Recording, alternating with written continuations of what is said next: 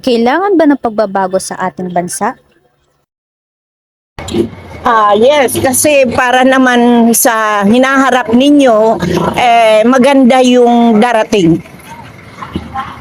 Mga kabataan. Oh. Kailangan. Sa tingin niyo, Nanay, bakit po kailangan ng pagbabago sa ating bansa?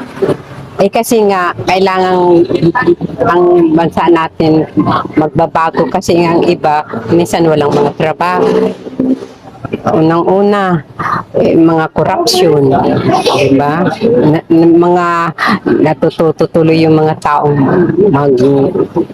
magsyapo, magnakaw, diba? Sa hirap ng buhay ngayon.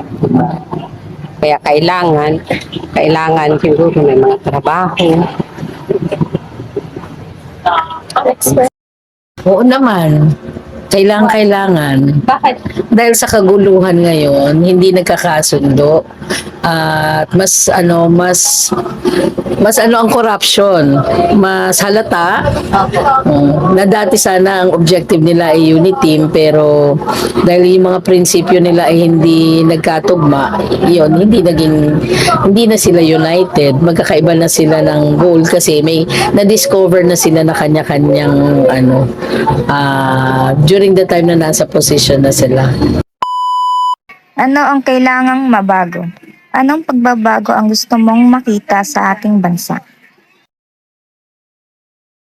Siyempre, gumawa ng magandang batas ang mga senador para nga sa mga future na darating sa mga katulad din yung mga teenager na nagka-college.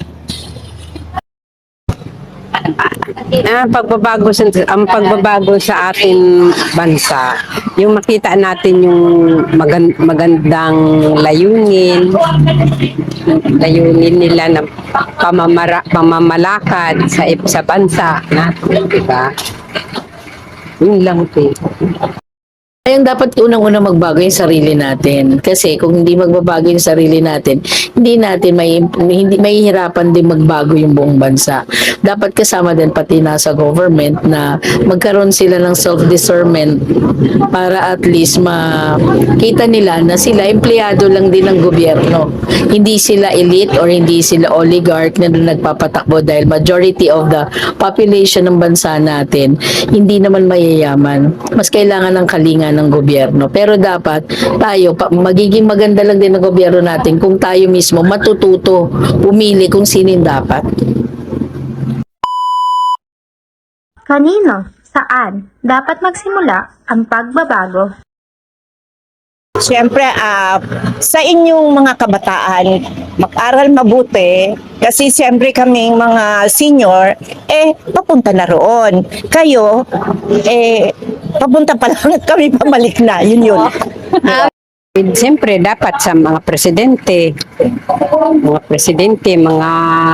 mga konsyal, mga congressman, dapat sila ang magbago sa layunin natin. Diba? Kasi sila ang nakaupo sa ating bansa. Sa sarili pa rin natin kasi tsaka isa pa dapat may God-fearing tayong lahat kasi hiram lang naman ang buhay natin so kung ang objective natin maging peaceful, maging maayos, dapat tayo mismo kung pipili tayo ng tamang tao na uupo sa gobyerno na magsisilbi talaga, naiisipin nila na empleyado lang sila din ng gobyerno, hindi sila yung tapat na tingalain natin dahil yung pinapaikot nilang pera sa gobyerno nanggagaling din sa atin dahil nagbabayad tayo ng tax. Kung si Jesus ang presidente ng ating bansa, how will the nation look? Magsishare tayo ng mga gospel from the Bible for Jesus Christ. Beginning John, kasi nandoon ang magagandang promise ni Lord.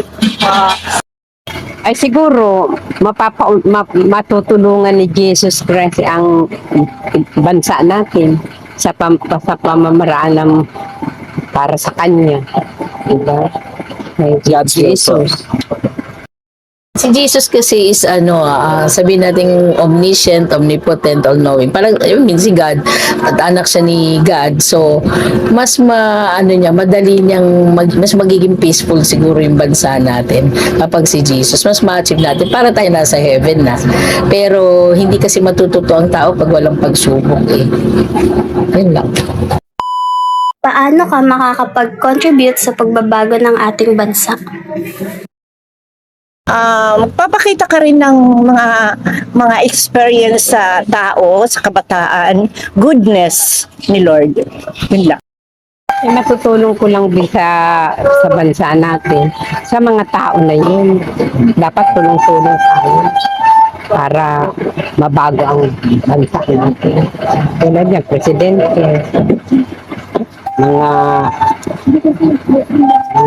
congressman, tapos mga vice, dapat tulong-tulong sila para bumago yung bansa natin, hindi na katulad ng magulo, diba? Ang bansa natin magulo, dapat tahimik.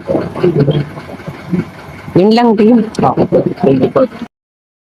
Siguro I just need to be kind to others and at the same time, magbayad ako ng tamang tax para at least mapakinabangan kung ano yung contribution ko. Kasi basically, yung contribution ng bawat isa, sumunod lang tayo sa batas, magbayad tayo ng tamang tax.